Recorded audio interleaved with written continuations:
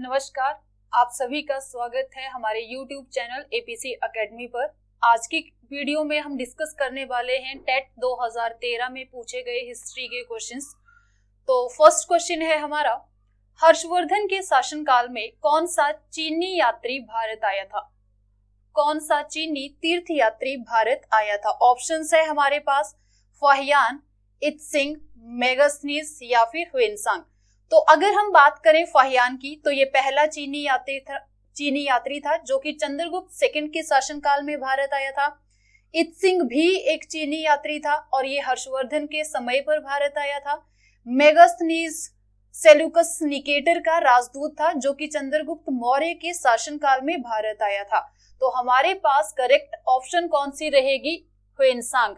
ह्वेनसांग एक प्रसिद्ध चीनी बौद्ध भिक्षु था जो कि हर्षवर्धन के शासनकाल में भारत आया है और इसने बुक जो लिखी है उसका नाम क्या है? सीयूकी।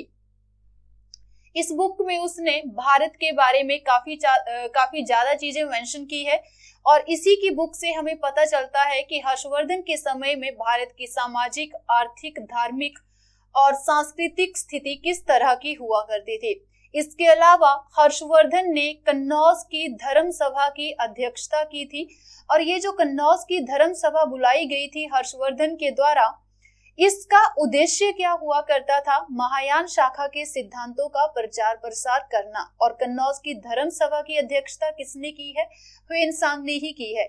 इसके अलावा प्रयाग के छठे महामोक्ष परिषद में भी ह्वेनसांग ने भाग लिया था। एक्चुअल में था क्या, हर्षवर्धन हर 5वें वर्ष में महामोक्ष परिषद का आयोजन किया करता था और छठे महामोक्ष परिषद में पार्टिसिपेट किया है ह्वेनसांग ने। तो ये दोनों क्वेश्चन आप लोगों के लिए इंपॉर्टेंट रहते हैं। ये भी ध्यान रखना है कि कन्नौज की धर्म सभा का उद्देश्य क्या था? तो इसका उद्देश्य था महायान शाखा के सिद्धांतों का प्रचार प्रसार करना। नेक्स्ट क्वेश्चन रहेगा हमारे पास, इनमें से किस मुगल शासक ने पुनः जजिया कर लगाया था? ऑप्शंस है हमारे पास अकबर, औरंगजेब, जहांगीर या फिर हुमायूं। करेक्ट आंसर रहेगा औरंगजेब। जजिया कर दोबारा किसने लगाया था? तो औरंगजेब ने लगाया था। सबसे पहले आप लोगों को पता होना चाहिए कि जजिया गैर मुसलमानों से लिया जाने वाला एक कर हुआ करता था और इस कर को सबसे पहले भारत में मोहम्मद बिन कासिम ने लागू किया था। किस क्षेत्र में? सिंध क्षेत्र में। अकबर धर्म को लेकर काफी ज्यादा उदार हुआ करता था जिस वजह से उसने 1563 में 1563 ईस्वी में जजिया कर को खत्म कर दिया। लेकिन आपको पता ही है कि औरंगजेब जो था वो धर्म को लेकर कितना कट्टर था, तो उसने क्या किया, पूरे 100 सालों के बाद यानी कि 1663 में इस कर को फिर से शुरू कर दिया। तो क्वेश्चन क्या था हमारा कि किसने जजिया कर को पुनः शुरू किया था? तो ये किया है औरंगजेब ने। नेक्स्ट क्वेश्चन है, लेप्स की नीति का प्रारंभ किसने शुरू किया? ऑप्शंस है हमारे पास लॉर्ड कैनिंग, डलहौजी, वेलेस्ली या फिर विलियम बेंटिक। तो अगर हम बात करें लॉर्ड कैनिंग के बारे में, तो जब 1857 की क्रांति हुई थी उस समय पर भारत के गवर्नर जनरल लॉर्ड कैनिंग हुआ करते थे। लॉर्ड वेलेस्ली फेमस है सहायक संधि को लेकर। इन्होंने 1798 में सहायक संधि को लागू किया था। और बेंटिक की बात करें तो लॉर्ड विलियम बेंटिक ये रहेंगे भारत के पहले गवर्नर जनरल। और बंगाल के अंतिम गवर्नर जनरल कौन हुआ करते थे? तो वो हुआ करते थे लॉर्ड विलियम बेंटिक। तो हमारे पास करेक्ट आंसर क्या रहेगा? डलहौजी। लेप्स की नीति, जिसे कि हड़प नीति भी कहते हैं, लेप्स की नीति को ही क्या कहा जाता है? हड़प की नीति कहा जाता है। किसने लागू की है? लॉर्ड डलहौजी ने। अब ये जो लेप्स की नीति थी ये एक विस्तारवादी नीति थी जिसके तहत क्या हुआ करता था कि अगर किसी भारतीय राजा की डेथ हो जाती है और उसका कोई वैध उत्तराधिकारी ना हो। वैध उत्तराधिकारी का मतलब क्या है कि अगर उसकी कोई अपनी संतान नहीं होती थी तो उस राजा का राज्य ब्रिटिश साम्राज्य में मिला लिया जाता था। अब फॉर एग्जाम्पल झांसी की अगर हम बात करें तो झांसी का जो राजा था उनका कोई अपना बेटा नहीं था। उनका जो बच्चा था वो अडॉप्टेड था, तो अंग्रेजों ने क्या कहा कि ये जो अडॉप्टेड चाइल्ड है ये झांसी का वैध उत्तराधिकारी नहीं माना जा सकता है। तो ये जो लैप्स की नीति थी, इसमें क्या होगा कि अगर किसी राजा का वैध उत्तराधिकारी नहीं होता था, अपनी संतान नहीं होती थी, तब उसका राज्य ब्रिटिश साम्राज्य में मिला लिया जाता था।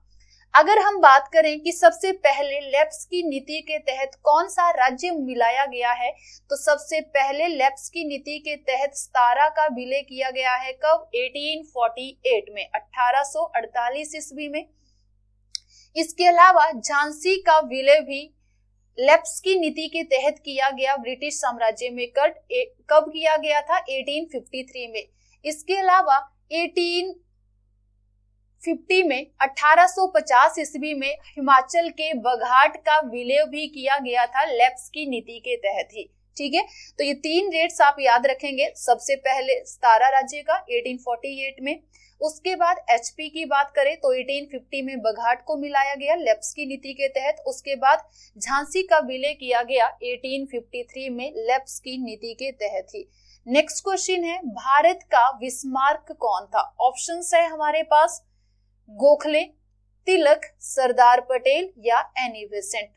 गोखले यानी कि गोपाल कृष्ण गोखले, महात्मा गांधी के राजनीतिक गुरु। तिलक यानी कि बाल गंगाधर तिलक, जिन्होंने ये नारा दिया था, स्वराज मेरा जन्मसिद्ध अधिकार है और मैं इसे लेकर रहूंगा। एनी बेसेंट थी कांग्रेस की पहली महिला अध्यक्ष। तिलक और एनी बेसेंट, इन दोनों ने ही मिलकर 1916 ईस्वी में भारत में होम रूल आंदोलन को शुरू किया था। तो होम रूल आंदोलन कब शुरू किया गया? 1916 ईस्वी में एनी बेसेंट और बाल गंगाधर तिलक के द्वारा मिलकर। और हमारा क्वेश्चन यहाँ पर क्या था कि भारत का विस्मारक किसे कहते हैं? तो करेक्ट आंसर हमारे पास क्या हो जाएगा अब? सरदार वल्लभ भाई पटेल। भारत का बिस्मार्क बोला जाता है सरदार वल्लभ भाई पटेल को। रीजन क्या है? तो जिस तरह से जर्मनी का एकीकरण बिस्मार्क ने किया है, ठीक उसी तरह से भारतीय रियासतों को इकट्ठा करने का काम सरदार वल्लभ भाई पटेल ने किया और नाम उन्हें क्या दिया गया? फिर भारत का बिस्मार्क कहा गया। भारतीय रियासतों का एकीकरण जो मुख्य रूप से किया गया है वो किया गया है सरदार वल्लभ भाई पटेल के द्वारा। और सरदार वल्लभ भाई पटेल को ये जो पटेल की उपाधि सरदार वल्लभ भाई पटेल को जो सरदार की उपाधि दी गई थी वो दी गई थी बारदौली की महिलाओं के द्वारा। और इसके अलावा सरदार वल्लभ भाई पटेल को ही क्या कहा जाता है? भारत का लौह पुरुष भी कहा जाता है। आयरन मैन ऑफ इंडिया भी किसे बोलते हैं? सरदार वल्लभ भाई पटेल को।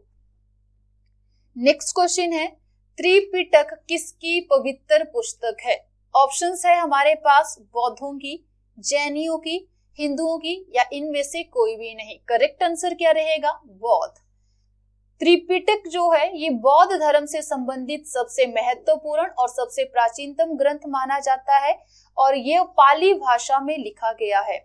त्रिपिटक में त्रि का मतलब है 3 और पिटक का शाब्दिक अर्थ क्या होता है? टोकरी होता है। त्रिपिटक मतलब 3 ऐसी टोकरियां हैं जिसमें आपको बौद्ध धर्म का सारा ज्ञान मिल जाएगा। टोकरियां मीन्स बुक से मेनली ये, ठीक है। तो अब ये त्रिपिटक, ये 3 टोकरियां कौन कौन सी है हमारे पास? एक है सुत्त पिटक, सेकंड है विनय पिटक, थर्ड है अभिधम पिटक।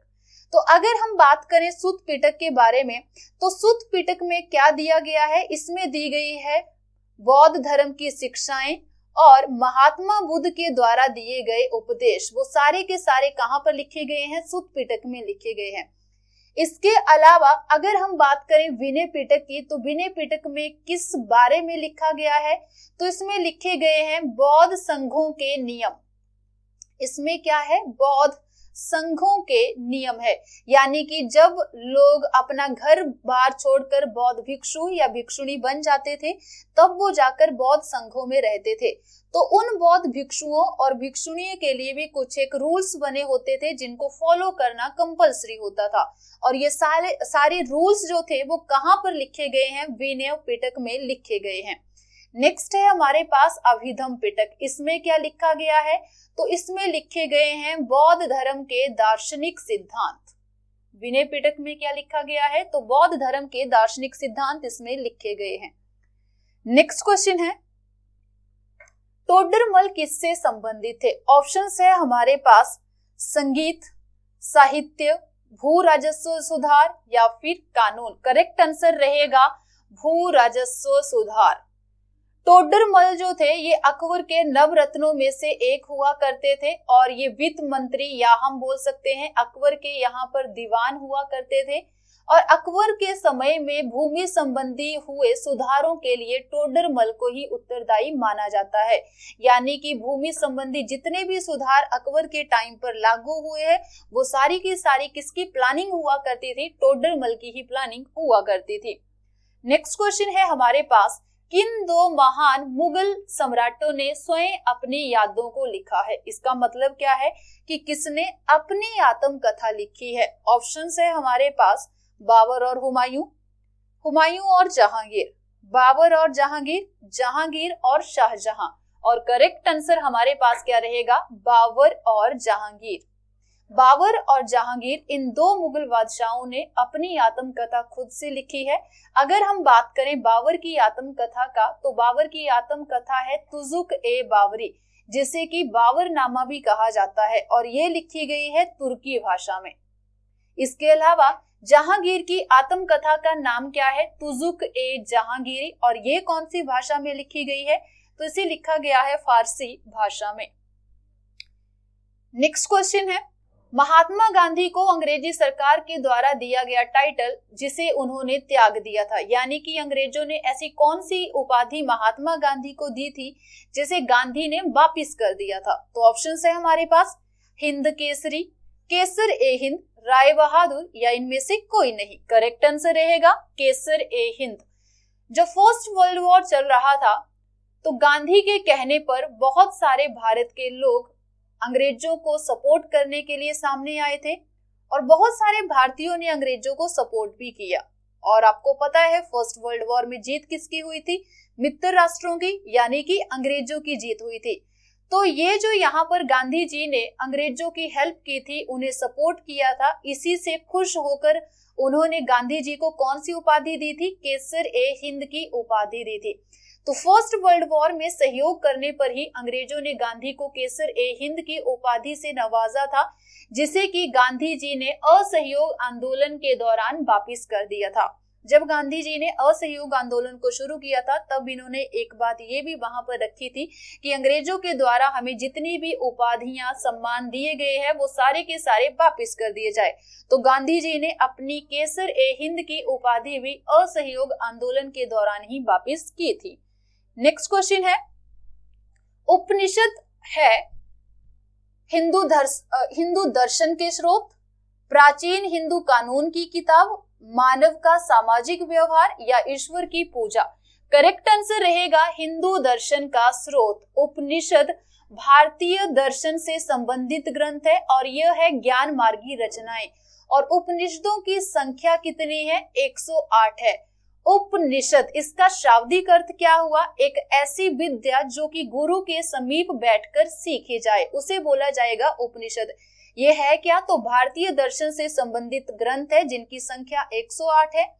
और सबसे फेमस जो आपको यहाँ पर याद रखना है, बहुत बार ये क्वेश्चन पूछा जाता है एग्जाम में कि सत्यमेव जयते किस उपनिषद से लिया गया है? तो सत्यमेव जयते लिया गया है मुंडको उपनिषद से। नेक्स्ट क्वेश्चन है हमारे पास, सिंधु घाटी सभ्यता का नगर लोथल कहां पर स्थित है? ऑप्शंस है गुजरात में, पंजाब में, राजस्थान में या फिर हरियाणा में। करेक्ट आंसर रहेगा गुजरात में। कहां पर है लोथल? तो लोथल गुजरात में भोगवा नदी के तट पर स्थित एक पूरा स्थल है हड़प्पा सभ्यता का, और यह भारत में सबसे प्रसिद्ध बंदरगाह हुआ करती थी। सिंपल क्वेश्चन यहाँ से पूछा जाता है कि भारत में हड़प्पा सभ्यता की सबसे प्रसिद्ध बंदरगाह कौन सी है, तब आप लोगों का आंसर क्या रहेगा? लोथल रहेगा। इसके अलावा हड़प्पा सभ्यता की एक विशेषता ये है कि वहां पर जो घरों के दरवाजे थे वो मैक्सिमम बैक साइड को खुलते थे, यानी कि सड़क की अपोजिट डायरेक्शन में खुला करते थे। लेकिन लोथल एक ऐसा नगर था हड़प्पा सभ्यता का जहां पर घरों के दरवाजे जो थे वो खुलते थे मुख्य सड़क की ओर। यहाँ पर घरों के दरवाजे जो थे वो सड़कों की ओर खुला करते थे। ठीक है, ये पॉइंट भी आप लोगों ने यहाँ पर याद रखना है। नेक्स्ट क्वेश्चन है, जब भारत आजाद हुआ तब इंग्लैंड का प्रधानमंत्री कौन था? ऑप्शंस है हमारे पास क्लीमेंट एटली, एटली होगा यहाँ पर, क्लीमेंट एटली, विंस्टन चर्चिल, एंथोनी ईडन या हेरोल्ड विल्सन। करेक्ट आंसर रहेगा क्लीमेंट एटली। कौन थे ब्रिटेन के प्रधानमंत्री? तो क्लीमेंट एटली हुआ करते थे।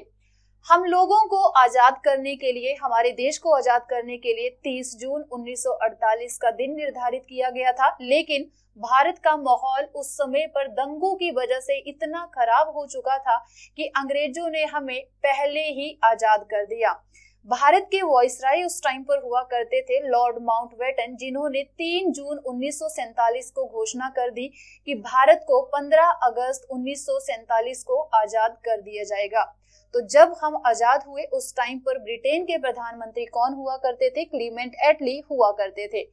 नेक्स्ट क्वेश्चन है, अमेरिका में गदर पार्टी का संचालन किसने किया था? राजा महेंद्र प्रताप, लाला हरदयाल, अब्दुल कलाम आजाद या फिर M.A. जिन्ना। करेक्ट आंसर यहाँ पर क्या रहेगा? लाला हरदयाल।